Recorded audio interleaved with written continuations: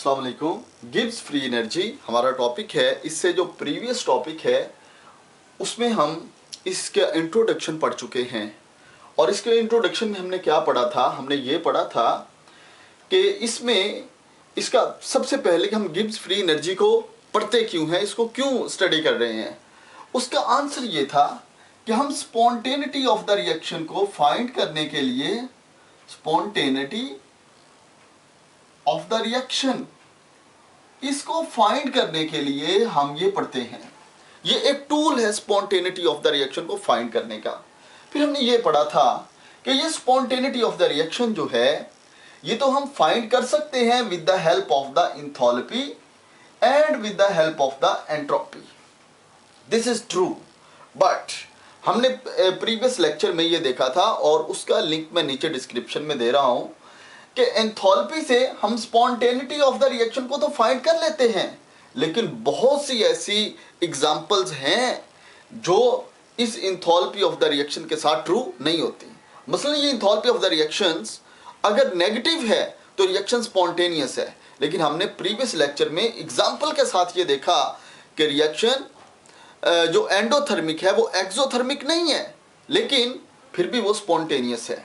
Similarly हमने entropy का पढ़ा था कि ये जो एंट्रोपी है इससे भी हम स्पॉन्टेनिटी ऑफ द रिएक्शन को फाइंड करते हैं, लेकिन ये जो हम एंट्रोपी से spontaneity of the reaction find करते हैं ये भी 100% एक्यूरेट रिजल्ट नहीं है, रेंडमनेस। ठीक है, तो उसकी हमने एग्जांपल नीचे पढ़ी थी कि जरूरी नहीं है कि हमेशा रैंडमनेस इंक्रीज हो, बल्कि बहुत सी ऐसी एग्जांपल्स हैं जिनमें रैंडमनेस डिक्रीज होती है, जैसे कि हम प्रीवियस पढ़ के आए हैं लिक्विफिकेशन ऑफ द गैस वाली एग्जांपल को। ठीक है, तो ये बातें हम पीछे डिस्कस करके आ चुके हैं, जस्ट उनका यहाँ पे इंट्रो मेरा मकसद था। अब गिब्स फ्री एनर्जी हमें स्पॉन्टेनिटी ऑफ द रिएक्शन के बारे में बताती है और ये जो हमें इंफॉर्मेशन देगी ये 100% करेक्ट इंफॉर्मेशन देगी। गिब्स फ्री एनर्जी हमें स्पॉन्टेनिटी ऑफ द रिएक्शन के बारे में 100% एक्यूरेट इंफॉर्मेशन देगी। अब इस गिब्स फ्री एनर्जी के एक जो इक्वेशन है ये मैंने लिखी हुई है, G is equal to the H minus T S.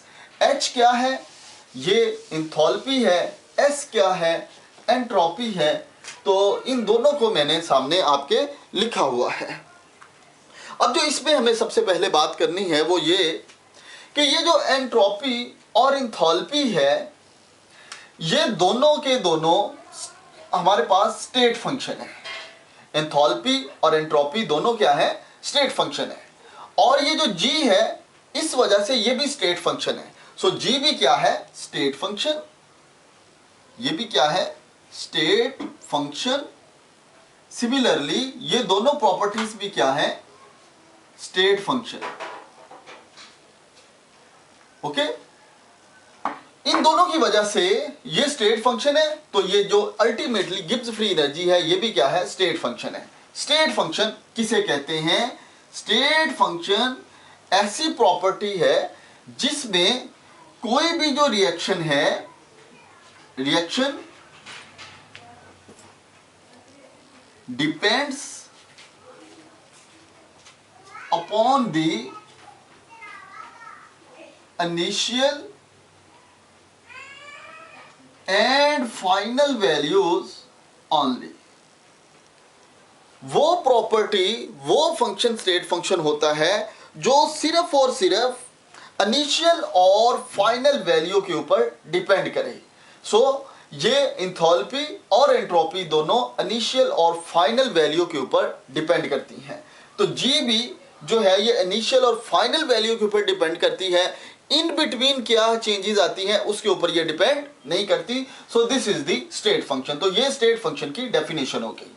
दूसरी बात, ये जो G है ना, G ये एक एक्सटेंसिव प्रॉपर्टी है। G क्या है, एक्सटेंसिव प्रॉपर्टी। एक्सटेंसिव प्रॉपर्टी का क्या मतलब, extensive property that property, the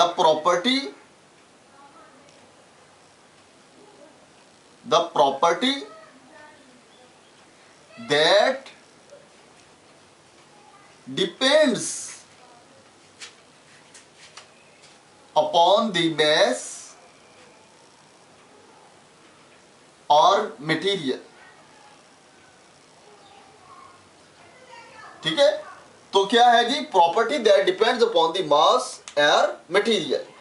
तो इसका मतलब है ये जो जी है ये मैस के ऊपर डिपेंड करती है, ये जी जो है ये मैस के ऊपर डिपेंड करती है, और इट्स मीन कि ये जो जी है this is the Gibbs free energy is directly proportional to the mess.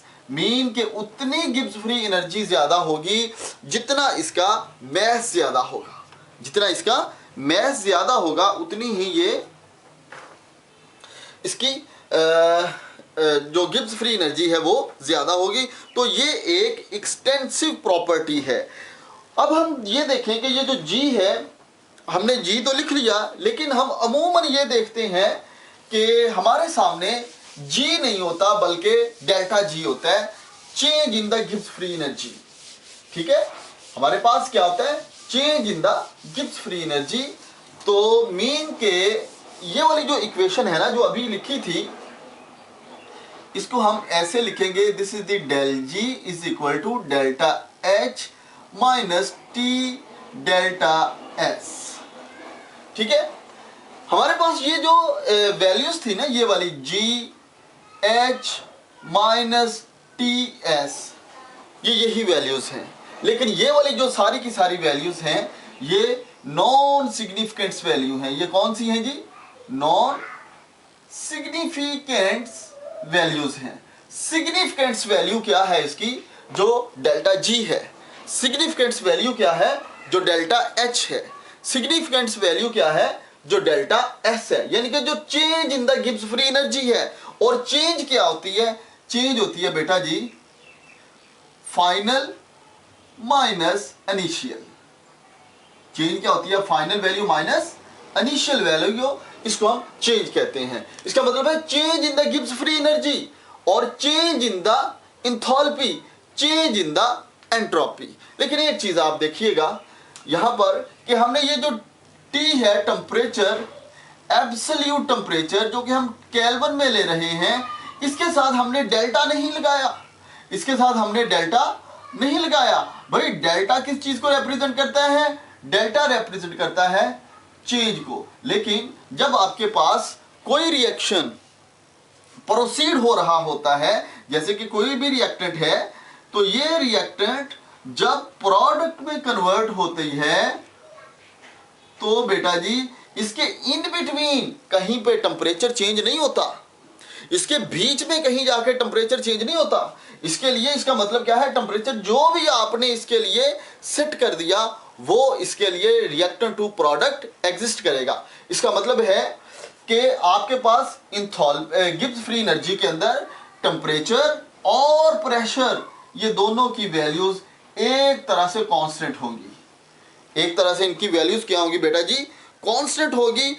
और ये वाली जो इसकी फिर एक्चुअल लिखने की फॉर्म है वो ये del G is equal to the del H minus T delta S, जिसको हम कहते हैं गिब्स हेल्महोल्ट्ज। इसका नेम क्या है, एक तो नेम काफी इसका मुश्किल सा है, हाँ जी, गिब्स हेल्महोल्ट्ज फंक्शन इसको कहते हैं। ठीक है, तो ये क्या है, गिब्स हेल्महोल्ट्ज फंक्शन है, ये वाली जो इक्वेशन आपके सामने लिखी हुई है। तो इसका मतलब क्या है जी, अब हम जो पढ़ने जा रहे हैं वो क्या है जी, change in the Gibbs free energy is very important to find the spontaneity of the reaction. This change is tells us about the spontaneous. अब ये इतनी इंपॉर्टेंट क्यों है, इसकी वजह कि ये जो गिब्स फ्री एनर्जी है ना, इसके अंदर बेटा जी ये इंथैल्पी भी इन्वॉल्व है, इसके अंदर इंथैल्पी भी इन्वॉल्व है, ये वाली, इसके अंदर डेल्टा एस एंट्रोपी भी इन्वॉल्व है, और इसके अंदर बेटा जी टेम्परेचर भी इन्वॉल्व है। तो ये तीन चीजें ही होती है ना एक्चुअली किसी भी रिएक्शन की नेचर को फाइंड करने के लिए। तो ये तीनों चीजों के ऊपर गिब्स फ्री एनर्जी डिपेंड करती है। सो जो रिजल्ट हमें गिब्स फ्री एनर्जी से मिलेगा वो ज्यादा एक्यूरेट है as compare to the result जो हमें इंथैल्पी से मिल रहा है या जो हमें एंट्रोपी से मिल रहा है। ठीक है, तो अब हम जरा इसकी डेफिनेशन भी कर लेते हैं कि ये जी क्या होता है। It is the negative of the useful work. ये गिब्स फ्री एनर्जी क्या है? Change in Gibbs free energy. Change in की मैं बात कर रहा हूं। It is the negative of the useful work. ठीक है, it is the negative of the useful work of the system is delta G. Delta G क्या है जी? Negative of the useful work. पहली बात, ये एनर्जी नहीं है। जैसे कि हम आम लिखते हैं ना रिएक्शन में कि ये रिएक्टेंट है और ये रिएक्टेंट कन्वर्ट हो गया इनटू द प्रोडक्ट, प्लस इसके साथ क्या है? एनर्जी रिलीज हुई। तो ये जी क्या है? ये एनर्जी नहीं है। वर्क और एनर्जी का डिफरेंस आपको पता है, ठीक है। This is the scalar quantity. Work क्या होता है? Vector quantity. लेकिन ये वो वर्क भी नहीं है जो आप पीडब्ल्यू वाला वर्क कह रहे हैं, ठीक है। ये वो वर्क है जो सिस्टम के अंदर छुपा हुआ होता है, जो एक्सटेंसिव उसका वर्क होता है, जो उसके इनसाइड छुपा हुआ वर्क होता है। ये वर्क कब उसका सामने आएगा? जब उसको जरूरत होगी, जब उसको अपना जो परफॉर्मेंस शो करने की जरूरत पड़ेगी, देन ये वाला जो है वर्क ये शो होगा। तो ये वो वर्क है जो किसी प्रॉपर्टीज के इनसाइड छुपा होता है। मतलब कि उसमें इतनी ताकत है कि वो ये कर सकता है, उसमें इतनी ताकत है कि वो ये कर सकता है, लेकिन वो कर नहीं रहा। अभी करेगा देन उसका वर्क बन जाएगा, ठीक है। तो इनसाइड उसके जो छुपा हुआ वर्क है उसको हम कहते हैं negative of the useful work of the system is delta जी। तो इसका मतलब है आपका जो डेल्टा जी है, this is the negative of the useful work है। डेल्टा जी क्या है? Negative of the useful work है। तो इसको हम एक एग्जांपल से समझ लेते हैं। लेट्स सपोज कि we have the system that have 100 kilojoule work. We have the system